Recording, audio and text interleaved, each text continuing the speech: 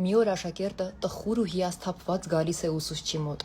Ուսուցիչ, ես հոգնել եմ արդեն, այնքան ծանր ու դժվար է կյանքս, այնքան խնդիրներ ունեմ, այլևս ուժ չկա պայքարելու, ինչ անեմ։ Ուսուցիչը վերցնում է 3 տարա ջրով լցված եւ դնում կրակի վրա։ Երբ ջուրը սկսում է եռալ, 1 տարայի մեջ գցում է գազար, մյուսի մեջ ձու, իսկ երրորդի մեջ սուրճ է լցնում։ Որոշ ժամանակ անց հարցնում է աշակերտին. Ինչ փոխվեց։ Աշակերտը պատասխանում է. Դե գազարն ու ձուն եփվեցին, իսկ սուրճը լուծվեց ջրի մեջ։ Ոչ, պատասխանում է նրան ուսուցիչը։ Կոշտ գազարը լինելով եռացող ջրում փափկել է, ձուն լինելով ներսից փափուկ ու փխրուն դարձել է պինդ։ Արտաքնապես նրանք չեն փոխվել, բայց լինելով անբարենպաստ պայմանների ազդեցության տակ փոխել են իրենց ներքին կառուցվածքը։ Կան մարդիկ, ովքեր արտաքուստ ուժեղ են թվում, բայց թուլանում եւ կծկվում են դժվար պայմաններում, որտեղ նուրբ ու փխրուն մարդիկ հակառակը ուժեղանում են։ Իսկ սուրճը, հարցնում է նրան աշակերտը։